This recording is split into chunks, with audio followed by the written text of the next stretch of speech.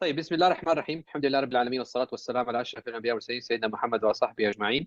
Welcome everyone to our evening event today. We're going to be discussing about PARP inhibitor. It's my honor. I'm Shahid Al-Khayyat. I'm the medical oncologist at King Abdul University Hospital in Jeddah. It will be this event as we have two eminent speakers. So our first speaker will be Dr. Sharif Al-Samani. And for people who are not discussing or presenting, please can you mute your mic? It would be easier. So today we're going to be focusing mainly about the PARP early breast cancer. As we know, the PARP inhibitors now is significantly has been playing a major role in the breast cancer management from each setting. So in early setting and metastatic setting. So the focus for today will be mainly for the early setting.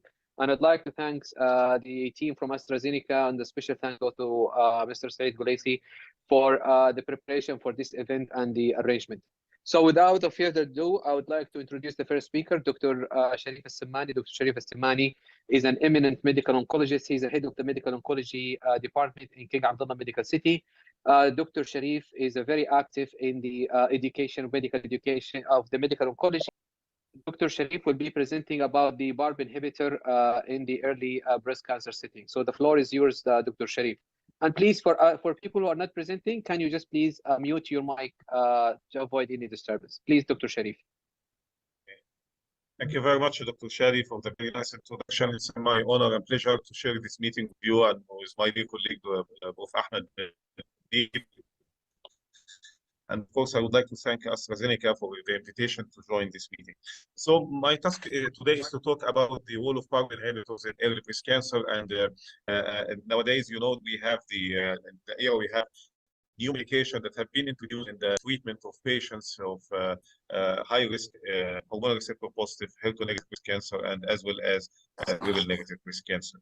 So first of all, before I get into my presentation, I would like to share with you in this case. This is one of my cases. I have this patient presented 2 years ago, if I remember well. She's 35 years patient, presented with right breast lump, and she had positive family history of her sister. She had breast cancer at the age of 41. She had no relevant comorbidity, and initially she sought medical advice at one of the private hospitals and then referred to our hospital, King Abdullah Medical City. This is her baseline examination. She had right breast lump about 5 by 5 centimeter in size, in addition to multiple palpable right axillary lymph nodes. The baseline mammogram was similar to that had been found in the clinical examination. The index lesion was about 5.5 centimeter, in addition to another satellite lesion about 1.5 centimeter, 1 centimeter from the index lesion. And as well, radiology confirmed the presence of multiple ipsilateral axillary lymph node, in addition to 1 internal mammary lymph node. And the looked pathological in the the biopsy from the index lesion showed invasive ductal carcinoma, ERBR strong positive, and HER2 negative, and Ki67 was 40%. Staging workup showed no evidence of metastasis by CT and bone scan, and the baseline echo was normal. This case was discussed in the board, and the panel agreed to go with neoadjuvant chemotherapy, given the multiple ipsilateral axillary lymph nodes, and she has Ki67 40%, luminal B, expected to respond to some extent well to chemotherapy. Before that, she had BRCA test, which came to be positive for BRCA2. She had BRCA2 mutation. She received 4 cycles of AC, followed by docetaxel by 4, with good regression with chemotherapy in the breast lump, as well as some regression as well in the axillary lymph nodes by clinical examination, and as well as with the follow-up mammogram ultrasound after the end of therapy. So this is a follow-up mammogram ultrasound after finishing the neoadjuvant chemo. The index lesion regressed from 5.5 centimeter to 1.5 centimeter, and the second lesion disappeared. And she had regression as well in the axillary lymph node, but still 2 axillary lymph nodes, they regress in size, but still can be appreciated by the analyst. So in this scenario, if you have a patient with BRCA mutation with good regression in the breast, shall you go for breast conservative surgery or going for mastectomy, given the risk of the increased risk of having breast cancer with BRCA mutation? lumpectomy versus mastectomy. We have data for that, even if you go for lumpectomy, the survival outcome is similar to that achieved by mastectomy in the ipsilateral breast. The other discussion with the patient, whether shall we go with risk reduction contralateral mastectomy. She had counseling for that approach with our genetist versus having high risk screening or by MRI alternating with mammogram. Eventually, after discussion of the patient, she elected to go with right modified lateral mastectomy in addition to axillary lymph node dissection, in addition to contralateral risk reduction mastectomy. And she was counseling about the risk of having ovarian cancer later on. However, she was reluctant to take the decision about prophylactic cell.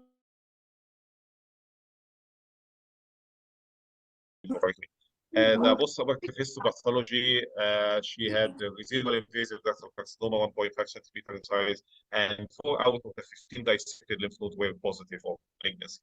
So this is the post-operative pathology. So what is next? Of course, according to her pathological pathology, she was referred for adjuvant radiation.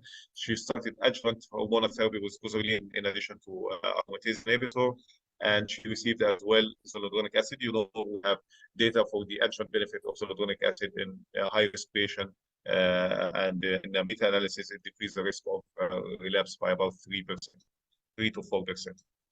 Anyway, what is next in terms of the adjuvant therapy in addition to hormonal therapy, radiation, and zoledronic acid? Shall we go with olaparib? This patient, according to Olympia trial that we'll discuss within a few minutes, she's candidate for that. She's candidate as well for abemaciclib based on the monarchy, or giving the high risk of the patient. Shall we go with simultaneous olaparib plus abemaciclib, or sequential therapy with olaparib followed by abemaciclib? What is the best approach for this patient? Actually, if we go back to the data from the monarchy study, we know that high-risk patients who have 4 or more lymph node positive or 1 to 3 lymph node positive, in addition to another risk factor like having tumor size more than 5 centimeters or grade 3 or grade 7 more than 20%, those patients were randomized between standard adjuvant hormonal therapy plus or minus abemaciclib. We have found that we have clear benefit in terms of the invasive disease-free survival in favor of abemaciclib with a hazard ratio of 0.66. This is the primary endpoint of the study. Even of distant relapse-free survival, we have similar benefit with abemaciclib, and the benefit was there irrespective of the Ki-67 level, despite that the Ki-67 high patients having worse prognosis, but the benefit of abemaciclib was there in high versus low Ki-67 level. So we have clear benefit of abemaciclib in this setting. However, we have some data. This is from the metastatic, not the adjuvant setting. The patient having BRCA mutation may do worse with CDK4/6 inhibitor-based therapy in the metastatic setting compared to patient having BRCA wild status. So if we put everything in the context, the availability of olaparib in this setting, in addition to expected or the potential resistance to CDK4/6 inhibitor in BRCA mutant patient, we may elect to go for olaparib as a kind of precision medicine in this scenario rather than going with abemaciclib. So based on these concerns, and so we elected to go with olaparib monotherapy. We don't have data actually for simultaneous dose of olaparib plus abemaciclib or sequential use of both medication. Actually, still we don't have data for that. So we elected to go for olaparib, started on May 2022, received for 1 year, well tolerated, and she have finished 1 year of adjuvant olaparib. So this is a brief story of our patient, and just we'll go briefly into the data that we have from the Olympia study, which is a phase 3 study that included patients having germline BRCA mutation, and those patients who have high risk, either high risk stable negative or hormone receptor positive, were randomized between adjuvant olaparib for 1 year versus placebo. and the included cohort of patients with triple negative and hormonal receptor positive, either who received neoadjuvant chemotherapy or after adjuvant chemotherapy. And to be eligible, you know, any patient who received neoadjuvant chemotherapy for triple negative and having residual disease are eligible. However, please stress on this because we'll discuss within a few minutes. Patients who have hormonal receptor disease or hormonal receptor positive who received neoadjuvant chemotherapy and did not achieve pathological complete response and having what's called clinical pathological score, EG score 3 or more, and we'll discuss that. They are eligible for therapy. In the adjuvant setting, patients with triple negative who have T2 or above, N1 or above are eligible. To be eligible for hormonal receptor positive disease who are received adjuvant therapy, they need to have 4 and more lymph node positive to be eligible for the study. Anyway, this is the eligibility criteria, and this is a design. You know, the majority of patients reported had a BRCA1 mutation, and we have 1/4 having BRCA2 mutation. And as you can see in this table, that about 1/4 of the patients have breast conservative surgery. Not all patients have mastectomy. In addition, the majority of patients had triple negative breast cancer, and we have about 18% who had hormonal receptor positive disease. And as expected, the majority of patients were premenopausal at the time of study. So this is a primary point in disease-free survival, very clear benefit in favor of olaparib compared to the placebo, and the hazard ratio 0.58, and we have clear-cut benefit of adjuvant olaparib in this setting. This is the primary point, which is invasive disease-free survival. If we look to the subgroup analysis, again, the subgroup analysis showed consistent benefit of olaparib across different subgroups, triple negative versus positive. Even if patients who received the prior platinum, we still have benefit of adjuvant olaparib, and we know the potential of cross-resistance between platinum and olaparib. So BRCA1, BRCA2, all subgroups have benefit from adjuvant olaparib therapy. If we go to one of the secondary point, which is distant disease-free survival, again, similar hazard ratio to that achieved with in terms of invasive disease-free survival with olaparib. And you know, decreasing the risk of distant metastasis to some extent is a surrogate of overall survival. That's why we have achieved the overall survival benefit with the addition of adjuvant therapy with a hazard ratio of 0.68. So this is the outcome data of the study, and even when they look for the subgroup analysis for overall survival, we have as well consistent benefit in favor of olaparib adjuvant. So if we leave the efficacy and go to the toxicity data, as expected, we have some increased risk of some side effects with olaparib, like nausea, some GI toxicity, some neutropenia, some fatigue, and so. But if we look to the rate of having serious adverse event, it was quite comparable between olaparib and placebo arm. Despite that, we have some increased risk of having grade 3 toxicity. However, if you look to the grade 4 toxicity, more or less comparable between olaparib and placebo. So in general, we could say that despite having, as expected, some extra toxicity with the olaparib in comparison to placebo, however, the medication in general was well tolerated, as we see from this diagram. And this is on the quality of life data. The quality of life was maintained despite some extra toxicity with olaparib. However, the quality of life was maintained with olaparib compared to placebo, which is assuring that the medication is well tolerated and we can use safely with well adherence to the majority. So this is very beautiful data. However, you know, when we have new medication, of course, there are some new challenges or new questions that will come, and we need to try to answer them or to try to think about them if we don't have clear data to answer. So the first question is, olaparib for hormonal receptor positive disease is indicated if the patient having 4 lymph nodes and more, or if neoadjuvant therapy was given, you need to have CBS EG score 3 and more. But shall we give adjuvant if the patient have 3 lymph nodes, for example, in hormonal receptor positive? If the CBS score 2, can we give olaparib? Any role for oncotype DX in this setting? If the patient having 2 or 3 lymph node positive and having high score by oncotype DX, shall we go with adjuvant olaparib? So trying to answer this question, you know, we have data that have been presented several years ago from the responder trial that patients who have adjuvant therapy and have surgery and they have 1 to 3 lymph node positive, those patients have Oncotype X recurrence score assessment, and if the patient have a recurrence score from 0 to 25, we randomize between chemotherapy in addition to endocrine therapy versus endocrine alone. And we know that in the premenopausal patient, we have benefit from chemotherapy respectively. However, in postmenopausal patient, benefit we have benefit the patient have recurrence score high in postmenopausal patient, but if the recurrence score less than 25, we don't have benefit, clear benefit from chemotherapy. So what I want to say here that if the patient have 1 to 3 lymph nodes, now it is a routine practice if you have Oncotype X available to do Oncotype X. So suppose that the clinical scenario that you have 1 to 3 lymph node positive and you have recurrence score more than 25, high recurrence score. Shall you give this patient, in addition to chemotherapy, shall you give this patient olaparib or not? Of course, we don't have this data, but I guess at the discussion session, myself, Dr. Shadi, and Dr. Badib may discuss this point. My own opinion is, despite that we don't have data from the trial for that, but I think it may be justifiable to use olaparib in this setting. Of course, after discussion in the tumor board also, but we'll discuss that at the discussion board and discussion part at the end of this. The next point that I will skip that for the sake of time. The next point that we need to discuss. This is a clinical scenario that may face in routine practice nowadays.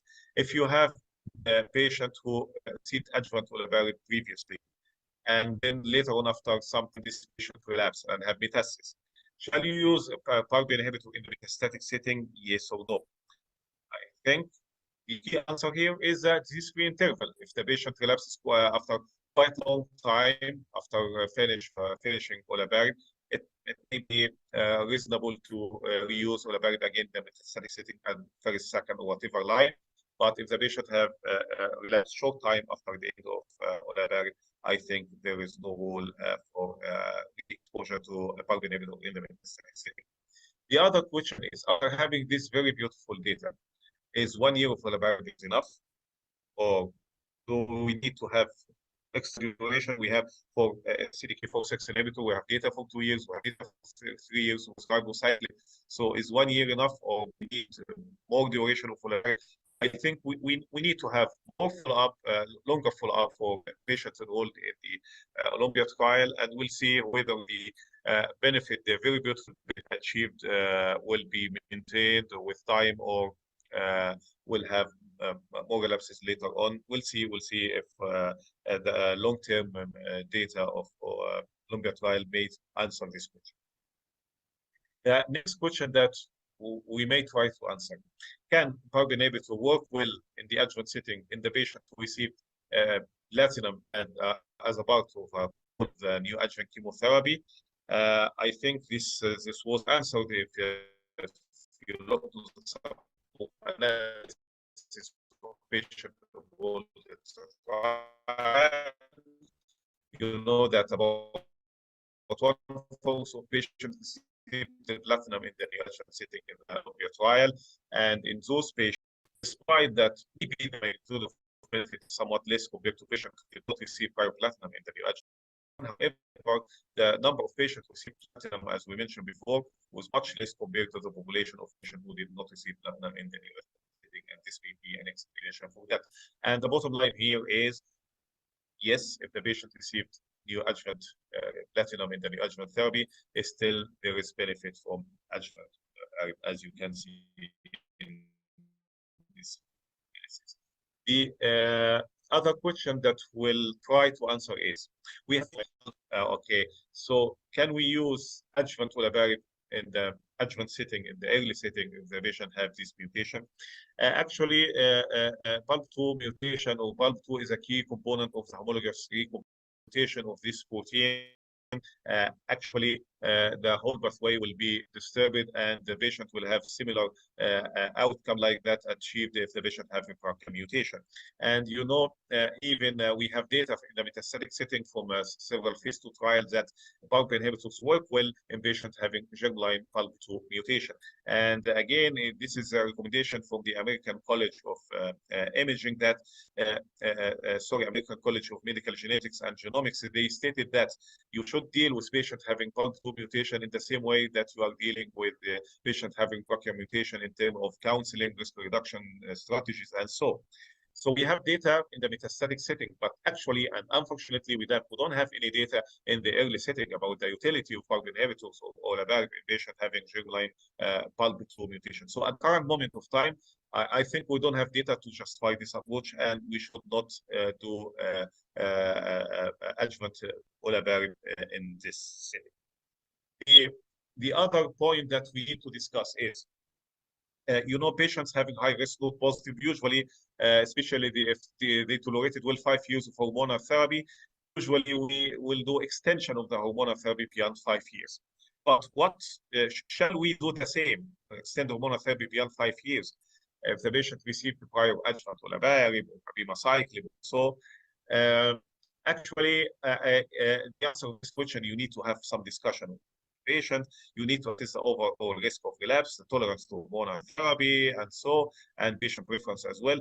But my own impression is the patient tolerated hormonal therapy well in the first 5 years, and even if received prior olaparib or abemaciclib in the adjuvant setting, I think still the patient can go with hormonal therapy beyond 5 years. This is in terms of therapy, adjuvant therapy in high risk hormone receptor positive. Just quick few slides about the role of adjuvant therapy in high-risk triple-negative breast cancer and in patients who have residual disease after neoadjuvant therapy. Shall we go with capecitabine, olaparib, or pembrolizumab? Okay, so all of us know the data from the CREATE-X about the role of capecitabine in the post-adjuvant setting in the patients who have residual disease. Recently we have data from the KEYNOTE-522 where patients who have triple negative T2, T1 node positive or T2 and above, those patients were randomized between neoadjuvant chemotherapy plus or minus pembrolizumab, and in the pembrolizumab arm, you can continue pembrolizumab in the adjuvant setting as well. This is the outcome of the study. We have, of course, increased PCR rate. We know that in favor of adding pembrolizumab. And the event-free survival as well improved with the addition of pembrolizumab. However, when they dissected the benefit in terms of event-free survival according to patients who achieved PCR versus no PCR, they found that the magnitude of benefit in patients who achieved PCR is to some extent very, very modest. However, we have clear benefit with the addition of pembrolizumab in patients who did not achieve PCR in terms of event-free survival. So it seems that if the patient have residual disease, receiving pembrolizumab in the neoadjuvant and adjuvant setting is beneficial. However, if you look again to this exploratory analysis that have been presented last year, they found that patients having residual cancer burden 1 and 3, they don't have that great benefit from the pembrolizumab. However, the benefit was restricted to patients having residual cancer burden 2. And in my own explanation for that, if the patients who achieve very good response, we don't have that great benefit from pembrolizumab. And patients who have bulky residual disease, that's to say residual cancer burden 3, those patients usually don't show a signal of response to pembro, so they may not benefit from that. However, patients who have some signal or some evidence of response but having some residual disease, like in residual cancer burden 2, those are the selected population of patients who may benefit from pembrolizumab in the post-neoadjuvant setting. So trying to answer the question again, if you have this clinical scenario, patients with triple-negative breast cancer receive neoadjuvant chemotherapy, including pembrolizumab, and having some residual disease. Shall you go with olaparib, capecitabine, or pembrolizumab, or shall you go for some combination of these agents? I think the answer here is, if you look to the KEYNOTE-522, they allow the use of pembrolizumab during adjuvant radiation. And if you look to the Olympia trial, olaparib should be started after the end of radiation. So I think the reasonable approach here, if you have the luxury to use all agents and you don't have any concern regarding to financial part, I think pembrolizumab can continue for a while, for a few months or so during before and during radiotherapy, and later on olaparib can be introduced after the end of radiation. This is one approach suggested some experts. The other approach is just to use olaparib alone or pembro alone. But myself, if I have no restriction, financial restriction also, I think it may be reasonable to continue pembrolizumab for a while and then olaparib. But there is no data for that, of course, and I would be happy to listen at the discussion part for the opinion of Dr. Shadi and Dr. Badib about the best approach. So this is a roadmap for the neoadjuvant and adjuvant therapy in patients with triple negative cancer. And this is what we have answered in the previous slides. And with that, I will thank you very much for. Well, thank you, Dr. Sharif, for this very nice discussion, and thanks for putting up the case. And I believe, like, you know, there will be tons of questions later on, especially, like, you know, you kind of like as an open question, like toward the end of the presentation. With the right now, so our next speaker is Prof. Ahmed Badib. So Prof. Badib is Professor of Medicine and Medical Oncology from Najran Medical Center, and he will be presenting a case. So Prof. Ahmed actually is one of the most interesting presenters who will be discussing case presentation all the time and the discussion around them. So this will be a great opportunity to benefit from the discussion around the case presentation. So the mic is yours, Prof. Ahmed. Thank you, Prof. Shadi. Thank you, Dr. Sharif and Saeed, Wasif, Sundus, AstraZeneca, and our colleagues who attend with us at this time. My case will be straightforward. And well, so my patient is a 34-year-old premenopausal lady. She has a history of vitiligo for the last 2 years, and her mother died of breast cancer in her 40s. The patient presented with the left upper quadrant at 3 o'clock breast mass. It was 5 by 5 centimeter with no skin changes, and we can see the images down. And by examination, there were no palpable axillary lymph nodes.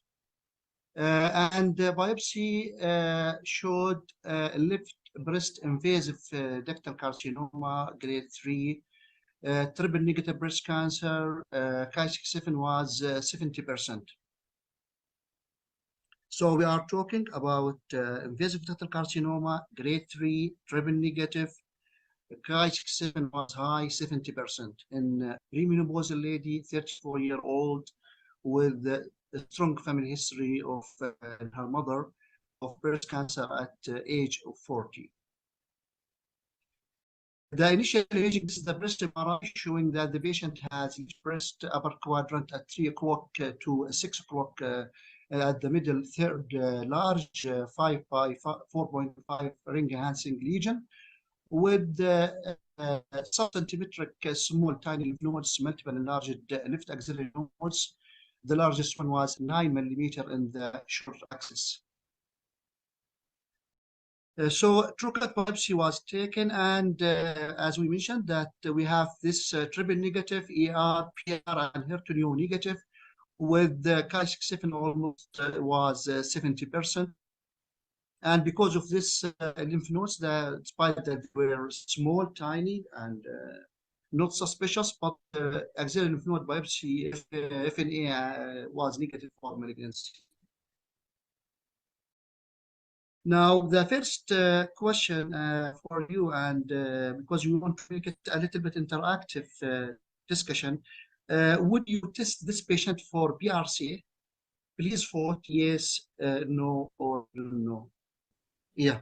So I think the correct answer will be, of course, for this case, yes. And why yes? I will show you. Now, we have from the guidelines clearly, this is the NCCN guidelines. They made clear that any patient with genetic predisposition for breast cancer should be, for example, patient with family history of BRCA1, 2, or other pathogenic, likely pathogenic variant. They should be examined, of course, for BRCA, should be tested. Now, patient with history of cancer, and this is the criteria was applied for our patient regarding the family history. When it comes to the personal history, patient diagnosed at the age 50 or less. This is the one indication. The other point that the patient diagnosed at any age to aid the treatment decision with PARP inhibitors, and now this widened the indication for the BRCA testing. Now, diagnosed at any age with triple negative, and our patient is triple negative breast cancer. So this is one indication, and we can see clearly that this patient is eligible. The other indication that as we know, that diagnosed at any age with the male breast cancer, she can use of any age also. And other indication like if the patient, which are weaker indication, like patient with first or second degree blood relative meeting the above criteria. So clearly this patient is eligible, and we know that with the availability of the test, most of the experts recommend doing BRCA gene testing as routine for all the comers.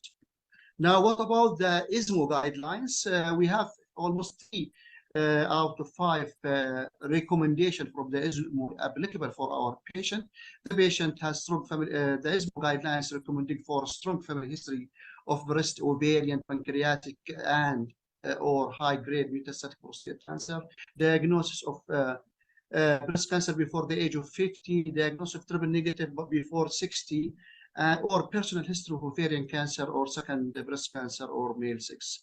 So other high-risk mutation may be tested also if deemed appropriate by the treating physician and genetic counselor. So we should be not limited for these indications. So, we can see that NCCN were more liberal than the ISMO recommendation. So this is the result. The patient was tested, and thanks for AstraZeneca because they provide the test for free, and it came as BRCA1 positive. And now it comes to the question, the second question. Which one is correct regarding the BRCA1 related increased lifetime cancer risk? The patient is up to 65%, she has increased lifetime risk of breast cancer, up to 65% ovarian cancer, up to 3% chance of pancreatic cancer, all of the above. Please vote.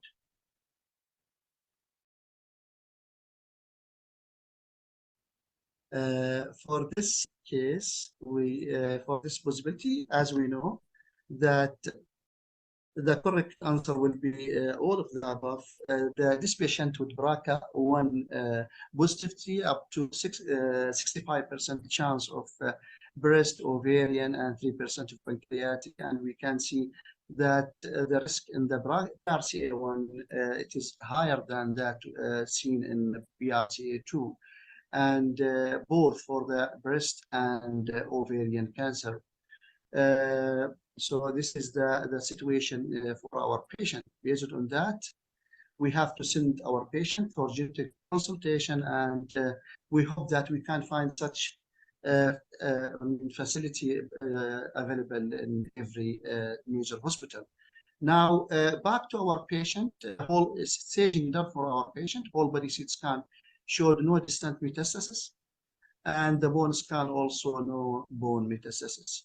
So we move it to the tumor board for discussion of the plan of care of this patient. Now, in the tumor board, we discussed the options. What is the best neoadjuvant treatment for this patient? She is triple negative, and usually we are very careful to receive most of the triple negative patient the neoadjuvant for the multiple benefits that we are familiar with. So the discussion was, can we choose for the patient AC as the classical B27 protocol, or we have to use chemoimmunotherapy, or we don't know the options. So just 1 second for thinking. Now, the decision of the tumor board as following. The tumor board voted for chemoimmunotherapy for this patient. And this is based on the interesting and highly valuable data of Keynote 522. And we know that they divided the patient to use those patients who used only chemotherapy versus chemo plus Pembro. And they started as the new adjuvant for the newly diagnosed triple negative, regardless of the PD-L1 status. And they gave, after surgery, adjuvant pembrolizumab for all the comers for 9 cycles. So, and a primary point was the PCR and event-free survival.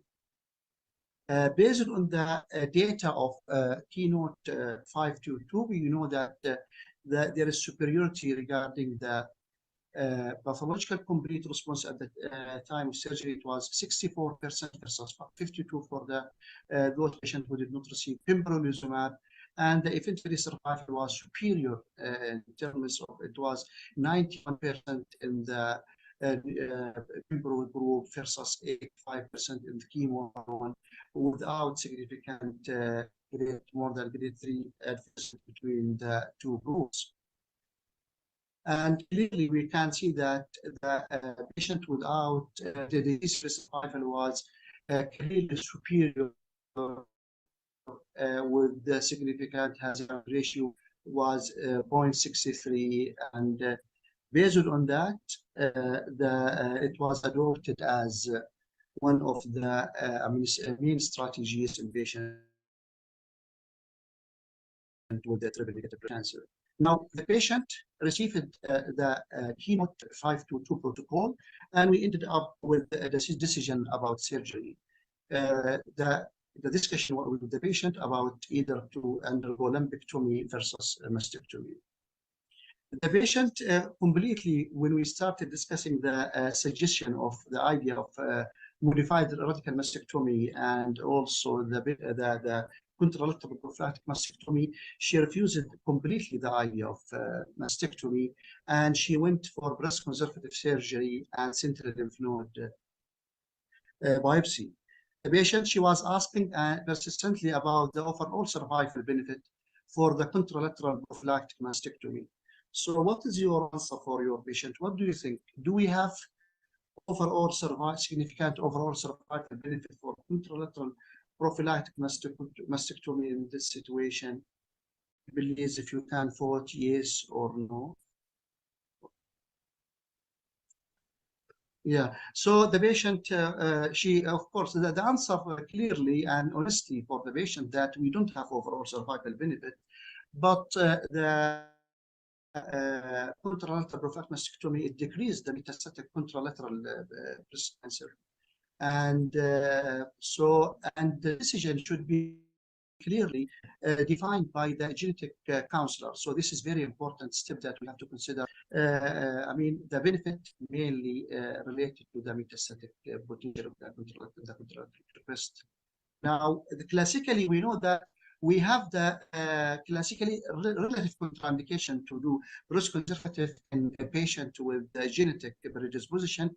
But the option and the decision should be discussed and with the genetic counselor, and with the patient decision should be respected. And the NCCN guidelines clearly mention that the panel recommend that patients with breast cancer who are less than or equal to 35 or premenopausal and carries of the known BRCA1 or 2 mutation consider additional risk reduction strategies following the appropriate risk assessment and counseling. So this process should be multidisciplinary and should include discussion with the genetist. Now, after lumpectomy and sentinel lymph node biopsy, we ended up with post-op pathology, breast conservative T1, N0, M0, and the central lymph node, it was 0 out of 1, and now it comes to the decision what we'll do after the surgery. Now we have 34-year-old BRCA positive. She had family history of breast cancer. She underwent keynote 522 protocol, chemo plus immunotherapy, ended up with the breast conservative central lymph node. She has residual disease, T1, N0, M0, and the question, what is the adjuvant therapy? The discussion was, because she is BRCA positive, we'll go to olaparib followed by radiotherapy, or radiotherapy with Pembro followed by olaparib, or that means we have to finish first the adjuvant, the main adjuvant radiotherapy and the Pembro, which she started on, followed by olaparib, or we'll go for radiotherapy with Pembro and we'll add Ziloda followed by olaparib, because Dr. Sharif showed us some benefit from Creatix about capacity, or we have to just give the radiotherapy plus olaparib and combine them. And this is important to understand and to remember that that sequence is a challenging point, and we have to be aware. And the best guidelines from the ASCO guidelines about the sequence of the therapy. So now we have to patient, of course, olaparib, but when we have to give it, we have to get it immediately after surgery, or we have to get it after radiotherapy, or to combine with radiotherapy. This is a thinking point. So if you can vote for or think in the options, the best most appropriate option. The decision, we end up with the decision that the patient should receive radiotherapy concurrently, and we have to be away from the give time between radiotherapy, of course, and she completed the Pembro, and we know the benefits of Pembro as described fully by Dr. Sharif in the previous talk. If the patient node negative is not that, like those patients with node positive disease, but we know that the trial included the adjuvant setting all the comers. So this is olaparib, and why? What was the indication? Because the patient, she's triple. This is the inclusion criteria for Olympia A trial, and we can see clearly that triple negative breast cancer with non-PCR, which is the case in our patient, is eligible for this approach. Now, the question and discussion with the patient and the family, what is the expected benefit from the use of olaparib, taking in consideration if any adverse events? Now, in the Olympia trial, patient treated with olaparib, we know that experienced 42, as mentioned by Dr. Sharif, 42% reduction in the risk of which of the following outcomes, which was the primary endpoint of the study. We have the invasive disease-free survival, distant disease-free survival, or progressive-free survival, or death. So as primary endpoint, we know that we have the first one, the invasive disease-free survival. This was a very impressive reduction in this group of patients treated in Olympia A trial. Now, this is the 2% reduction in the risk of developing invasive disease-free survival, and we can see that the absolute difference ranges between almost 9% to at 3 years duration. And there is overall survival, and this makes the olaparib, the option of taking the olaparib more stronger than consideration of hormone therapy, and to adopt it because of we have 3.7 percentage point, and it has a ratio almost 0.68 with significant p-value. And also the subgroup analysis, subgroup patient, or they benefit from the treatment. Based on that, that guaranteed the approval by the FDA for the adjuvant treatment of high-risk early breast cancer, and the drug included in the NCCN guidelines clearly put the olaparib for 1 year germline mutation as an option for the patient who had residual disease and triple-negative breast cancer. And the ASCO guidelines clearly also supported this indication. And we can say that now, we'll discuss this point now, this question or this voting, that based on the BIA trial, can adjuvant olaparib be combined with which of the following adjuvant agents? Can we combine it with radiotherapy, bisphosphonate, endocrine therapy, or chemotherapy? Almost we mentioned before that the combination of olaparib can be done with bisphosphonate or endocrine therapy safely, while we don't combine with radiotherapy, and we don't have data about combining olaparib in this setting based on the Olympia trial with the chemotherapy. And this is the NCCN, the ASCO guidelines clearly, in simple way, they gave the green light and they recommend the eligibility to receive adjuvant olaparib for those patients who received more than 6 cycles of chemotherapy, and those with no positive or any patient with no PCR. In simple way, that those patients with residual disease, they should receive olaparib in the case in our situation, and the patient who received 6 cycles or more of chemotherapy, either as a neoadjuvant or adjuvant, and the patient with node positive or invasive breast cancer more than 2 centimeters. So it's very simple approach. 3 indications: more than 6 cycles, 6 cycles of more of chemotherapy, node positive or invasive disease 2 centimeters or more, or any patient with residual disease. While for the hormone positive, it is a little bit more complicated. They give it for those patients with lymph node more than 4 and patients with no PCR. And they clearly mentioned that what we discussed before regarding the timing of the treatment in relation to radiotherapy.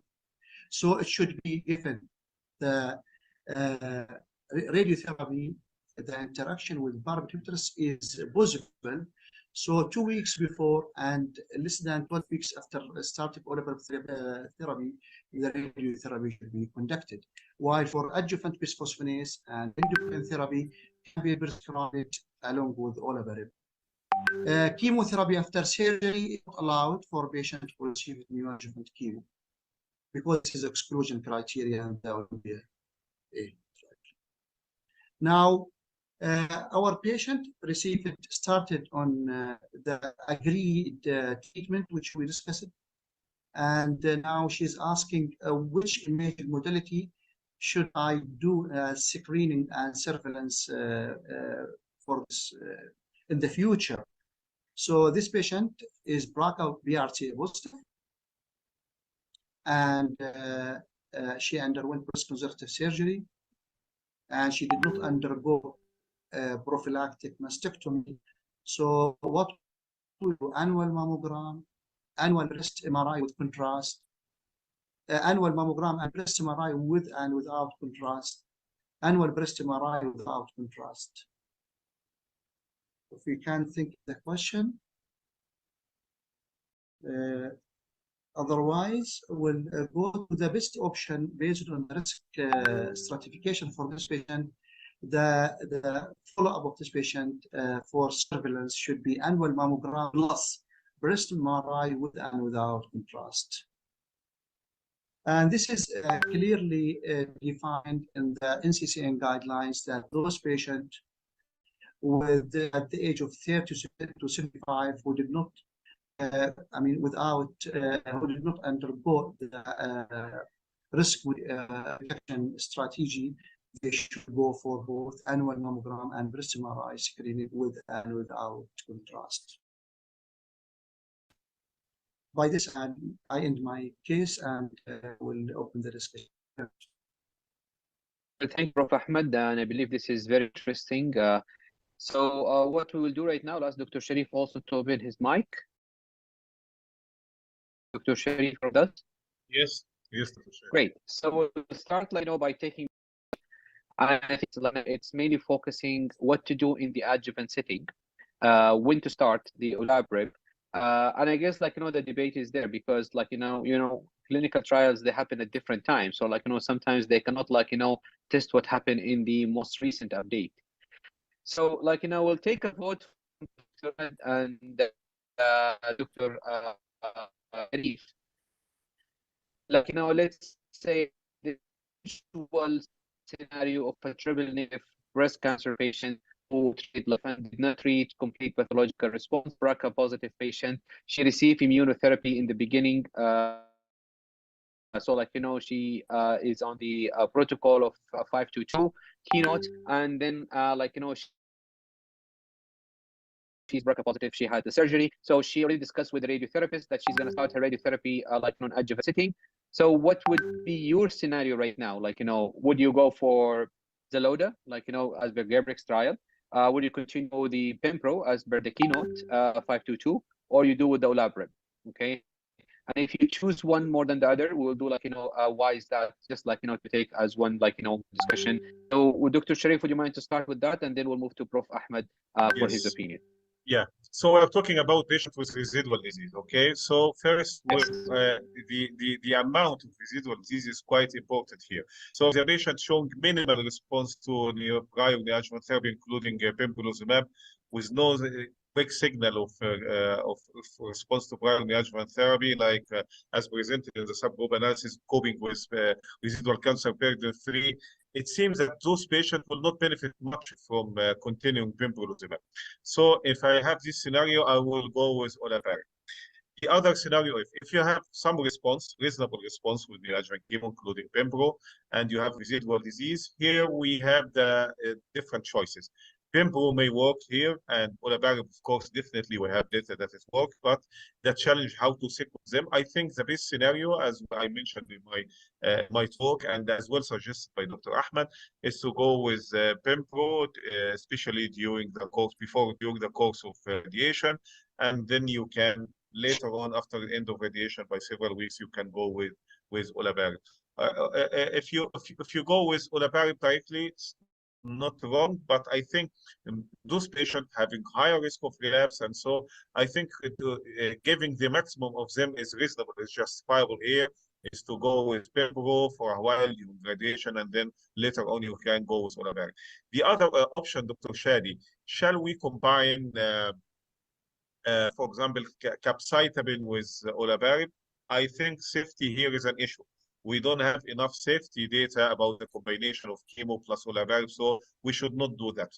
The other option is, shall we combine Pembro plus capecitabine? But as we discussed, usually Pembro will be given during radiation, so will not give capecitabine during radiation as well.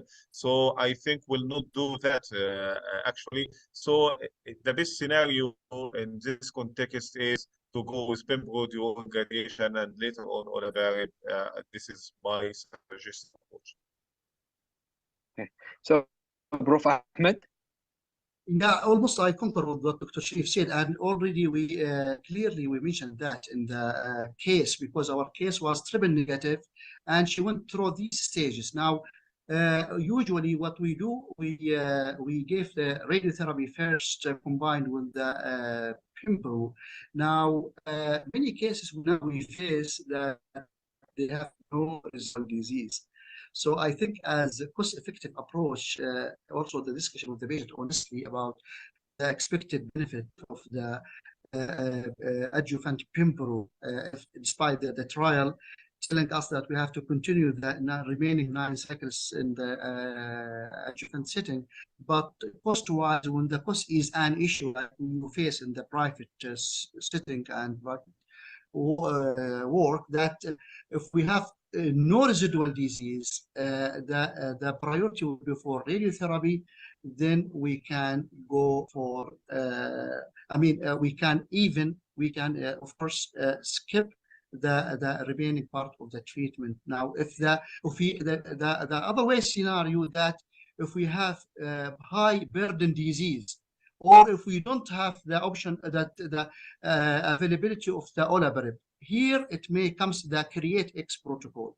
Now, for high burden disease, if we have the response to the keynote was not that adequate and we have high burden, then we have to sequence the treatment in form of giving the patient start with the radiotherapy and with pembrolizumab. Then after finishing the radiotherapy, then we may go to Pembro plus Xeloda. Then after finishing all the cycles of Xeloda and Pembro, will completion of all adjuvant, then we'll go for olaparib.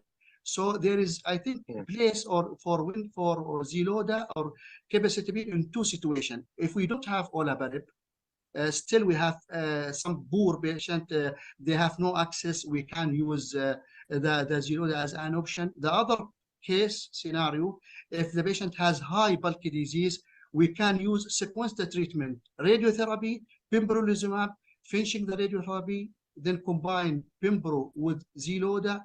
Then after finishing completely the capecitabine, we'll start our olaparib.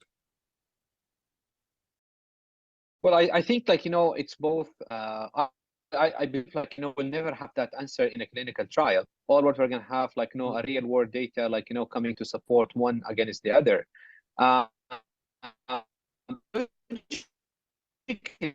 If you, like, just like, put some logic, immunotherapy response, usually in patients, they want to keep the immunotherapy. Usually, like, the immune system, once it gets activated, like, they or triggered, have, like, more persistent effect. But I would still continue like, with the Pembro at this time, rather than, like, changing a protocol that I'm not quite sure. It will make it more complicated, and I believe Dr. Sharif has pointed, like, to the response. So the RCP score is very important in this population. If patient did not respond to, like, to Pembro and the chemo in the neoadjuvant setting, which we see, these patients, like, they need to have, like, to be survived with something else, and I believe this is where we come to more aggressive treatment. So I guess, like, for the time being, this is, like, an answer that we can, like,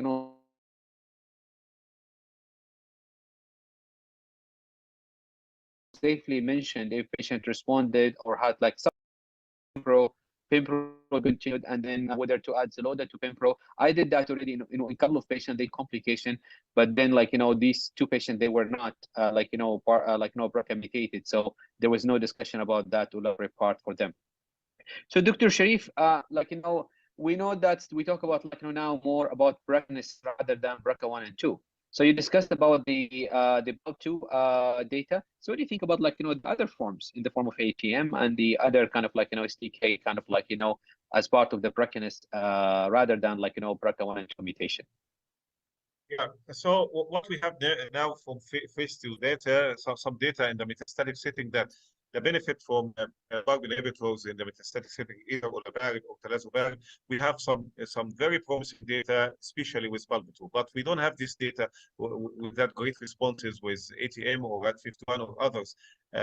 Why that? We don't know the explanation actually, but it seems that PARP inhibitor is a core component for the function of the homologous combination pathway, and when disturbed, the whole pathway is disturbed. That's why PARP inhibitor work well in PALB2 mutation, but not for ATM and others.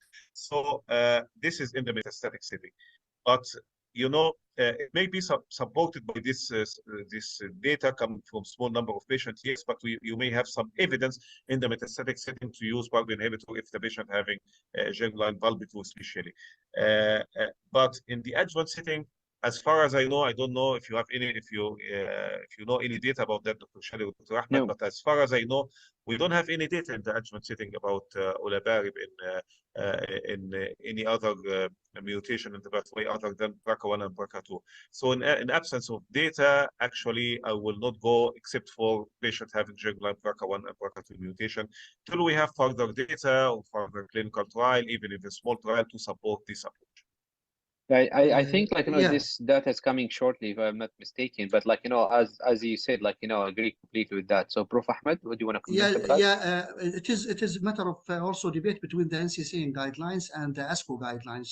If we can see that NCCN guidelines, they made it clear for BRCA1 and BRCA2, as Dr.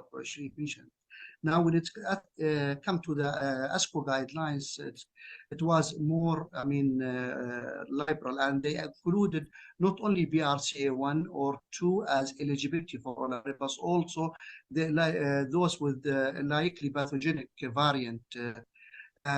So it is, we have some, support.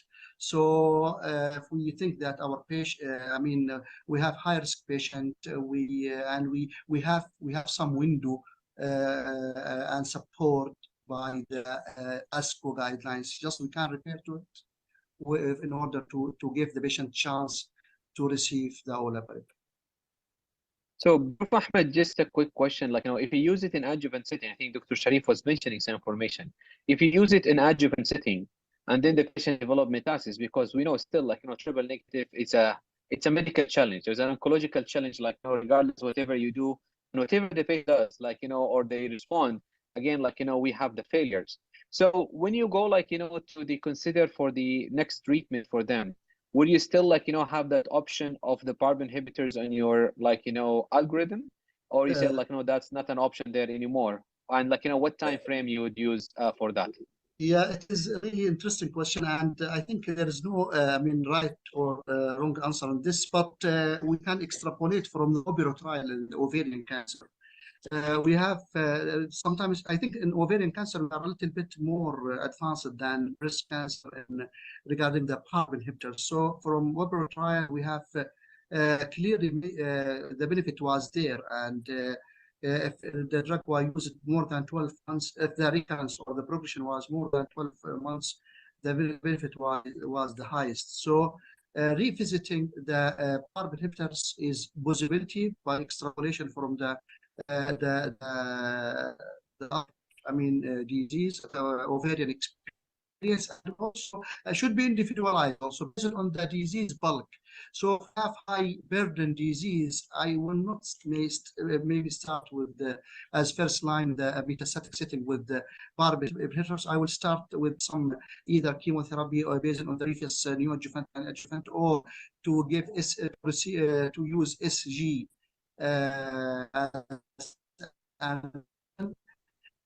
Otherwise, if the disease burden is not that, and the duration of the disease-free interval more than 12 months, I will revisit the olaparib. So, Dr. Sharif, to have your comment on that? Yeah, so I agree with Dr. Ahmed. If you look to the clinical trials in patients with triple negative breast cancer, as well as clinical trials in HER2-positive breast cancer, usually they use a cutoff of 12 months from the end of neoadjuvant to adjuvant therapy to be included in what we can call first line trials. If you look to the data of first line immunotherapy plus chemotherapy, and the data of as well trastuzumab plus chemotherapy in the Cleopatra study, usually the cutoff was 12 months. So I think at least 12 months cutoff is needed to be to allow for re-exposure for PARP inhibitor in the metastatic setting if the patient received it in the neoadjuvant setting. The other issue is, if you look to the data of PARP inhibitor in the metastatic setting, either olaparib or talazoparib, they allowed prior use of platinum if there is sufficient duration since the last dose of platinum. In the olaparib study, it was 12 months. In the talazo, it was 6 months. So and we know that yes, the patient who previously exposed to platinum has to some extent lesser benefit from PARP inhibitor in the metastatic setting, but again, the benefit was there. So if we extrapolate from that, giving the cross resistance between PARP inhibitor and platinum, it seems that still there is a chance for PARP inhibitor to work again if the patient have enough duration since the last exposure of the adjuvant olaparib. And I guess the longer the duration, the more the likelihood that the patient will respond again or have benefit again of PARP inhibitor in the metastatic setting. This is one point. The other point, I totally agree with Dr. Ahmed, is a key point here is how wide is the extent of metastasis in the metastatic setting. If the patient relapsed, for example, after 24 months of the prior adjuvant therapy and having limited sites of metastasis, this is quite different from patients who relapsed a few months and having widespread metastasis everywhere. So I think the extent of metastasis as well, in addition to the duration since or the disease-free survival, plays a role here in decision making. But I think still there is room for re-exposure if the patient have enough duration and limited metastasis after prior exposure. Great, that's a very nice discussion. So let's come to the other concern that we have. We talk about indication, we talk about cost. Dr. Ahmed has pointed on that. Let's come to side effects. Okay, so we know that's the outcome of side effects in the clinical trial. If you compare the Olympiad compared to the ovarian cancer patients, there's a difference in the side effect profile. So in your experience, Dr. Sharif, have you been having challenges with the use of olaparib in 1 year? Do you think that might be affecting the common toxicity of the the anemia and the fatigue that we see in such patients? Usually the patients that I have used olaparib, most of them they have usually the treatment was well tolerated. You have some nausea, but it's easily controlled with 5-HT3 inhibitor like ondansetron as a PRN or so. Some fatigue, yes. Some from time to time, some myelosuppression. Overall, it was manageable, and in general, it was well tolerated. So I don't face actually a big problem in going with adjuvant olaparib for the majority of patients. Yeah. Well, metastatic patient, they tolerate it. So you'd imagine that in adjuvant setting, it would be a little bit more healthier. So they would be able to tolerate that much more. So Prof Ahmed, in your center, just to have that discussion about the genetic testing and the the counseling for the patients. Yes. I don't know how the situation there, because still even in our city here, in Jeddah, and I think Mecca will have the same challenge. That patient, they will refuse the contralateral mastectomy, especially younger patient who would be thinking more about cosmetic reasons. They will believe that a stronger indication for having a contralateral mastectomy compared to the risk of getting the cancer back again. So how that things is challenging your practice there in the Najran area? Yeah, well, usually in order to make it shortcut, we leave the discussion about the type of surgery to the surgeons. But really we are lacking the genetic counselor. Now, I think in order to improve this issue, we have to have everywhere, accessibility for this,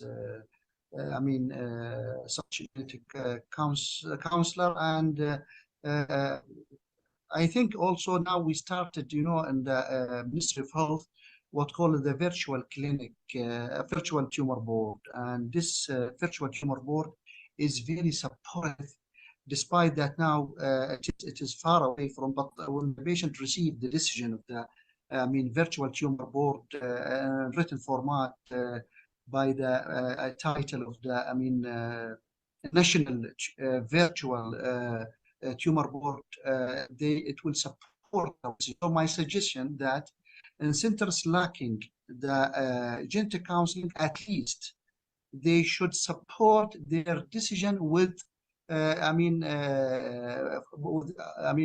National Decision Committee, that will be very helpful to convince the patient to go in the correct direction. And also, Dr. Sharif, he's with us, and he's among the panelists of the tumor board, breast tumor board.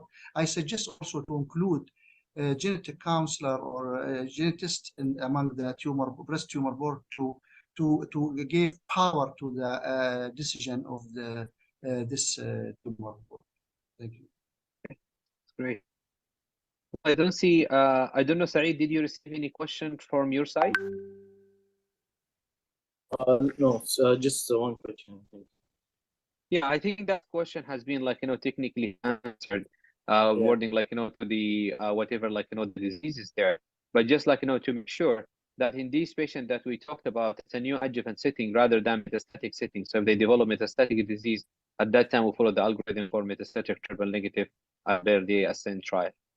So I don't know, Dr. Sharif or Dr. Badib, if you want to add something before we come to the closing. Thank you very much, Dr. Sharif. Thank you very much. طيب. It was very nice discussion, actually. Thank you very much. Thank you, Dr. Sharif. Thank you, Prof. Ahmed.